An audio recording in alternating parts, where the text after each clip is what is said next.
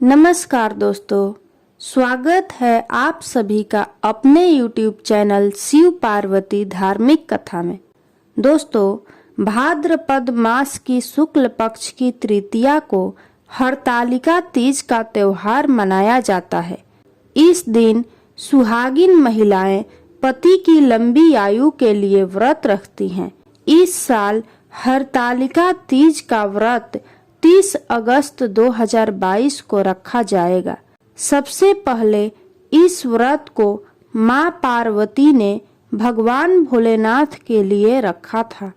तो आइए सुनते हैं हरतालिका तीज की व्रत कथा।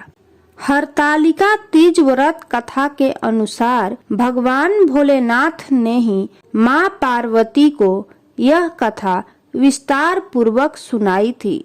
भगवान भोलेनाथ ने इस कथा में मां पार्वती को उनका पिछला जन्म याद दिलाया था। भगवान भोलेनाथ बोले, हे गौरी, पर्वत राज हिमालय पर स्थित गंगा के तट पर तुमने अपनी बाल्यावस्था में 12 वर्षों तक अधोमुखी होकर घोर तप किया था। इतनी अवधि तुमने अन्न न खाकर पेड़ों के सूखे पत्ते चबाकर व्यतीत किए। माघ की विकराल शीतलता में भी तुमने निरंतर जल में प्रवेश करके तप किया। वैशाख की जला देने वाली गर्मी में तुमने पंचाग्नि से शरीर को तपाया।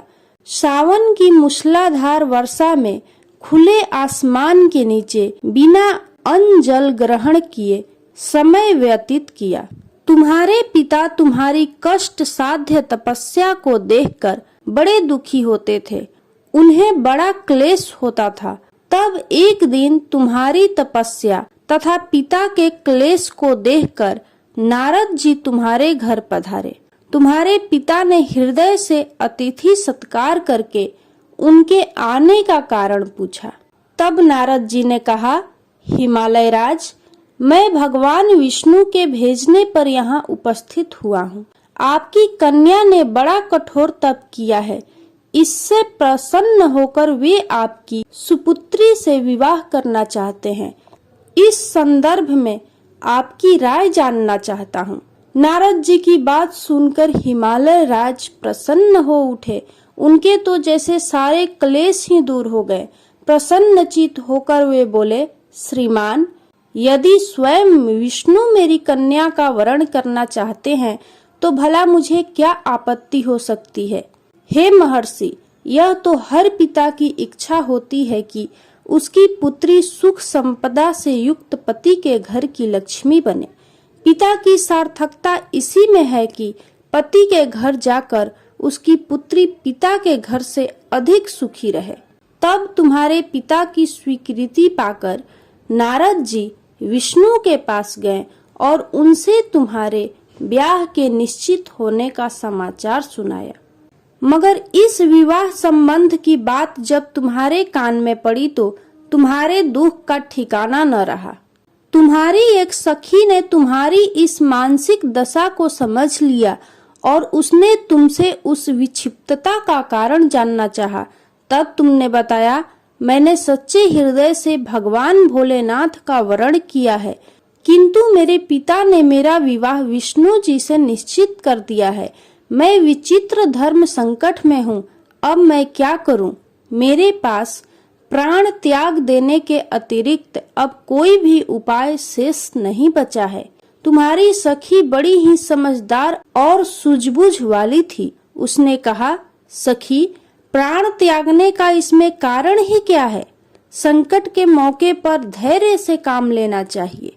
नारी के जीवन की सार्थकता इसी में है कि पति रूप में हृदय से जिसे एक बार स्वीकार कर लिया, जीवन पर्यंत उसी से निर्वाह करे। सच्ची आस्था और एक निष्ठा के समक्ष तो ईश्वर को भी समर्पण करना पड़ता है। मैं तुम्हें घनघोर जंगल में ले चलती हूँ, जो साधना स्थली भी हो और जहाँ तुम्हारे पिता तुम्हें ढूंढ भी न पाए। वहाँ तुम साधना में लीन हो जाना। मुझे विश्वास है कि ईश्वर अवश्य ही तुम्हारी सहायता करेंगे। तब तुमने ऐसा ही किया। तुम्हारे पिता तुम्हें घर पर न पाकर बड़े दुखी तथा चिंतित हुए।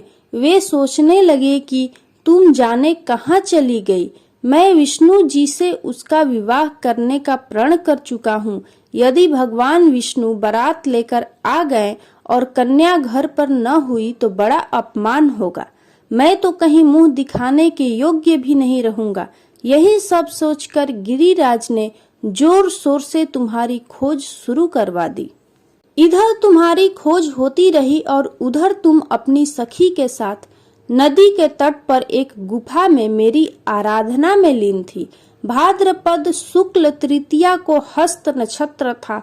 उस दिन तुमने रेत के शिवलिंग का निर्माण करके व्रत किया। रात भर मेरी स्तुति के गीत गाकर जागी।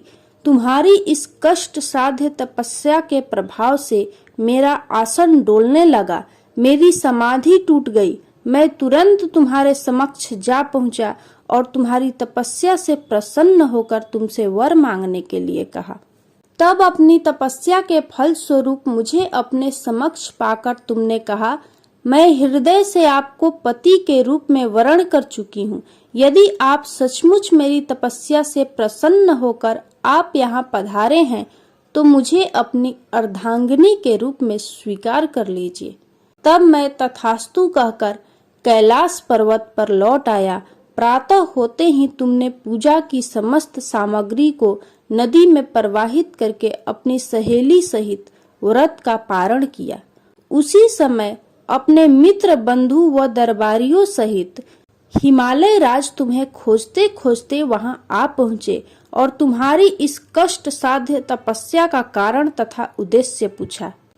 उस समय तुम्हारी दशा को देखकर हिमालय राज अत्यधिक दुखी हुए और पीड़ा के कारण उनकी आंखों में आंसू उमड़ आए थे। तुमने उनके आंसू पोंछते हुए विनम्र स्वर में कहा, पिताजी, मैंने अपने जीवन का अधिकांश समय कठोर तपस्या में बिताया है। मेरी इस तपस्या का उद्देश्य केवल यही था कि मैं महादेव को पति के रूप में पाना चाहती थी। आज मैं अपनी तपस्या की कसौटी पर खरी उतर चुकी हूँ, क्योंकि आप विष्णु जी से मेरा विवाह करने का निर्णय ले चुके थे। इसलिए मैं अपने आराध्य की खोज में घर छोड़कर चली आई।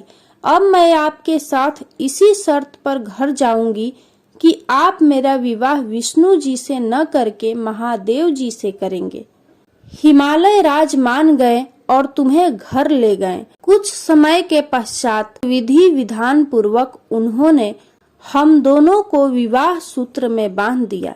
हे पार्वती, भाद्रपद की शुक्ल तृतीया को तुमने मेरी आराधना करके जो व्रत किया था, उसी के फल स्वरूप मेरा तुमसे विवाह हो सका। इसका महत्व यह है कि मैं इस व्रत को करने वाली कुंवारियों को मनोवांछित फल देता हूँ। इसलिए सौभाग्य की इच्छा करने वाली प्रत्येक युवती को यह व्रत पूरी एक निष्ठा तथा आस्था से करनी चाहिए। बोलिए भगवान भोलेनाथ की जय, माँ पार्वती की जय।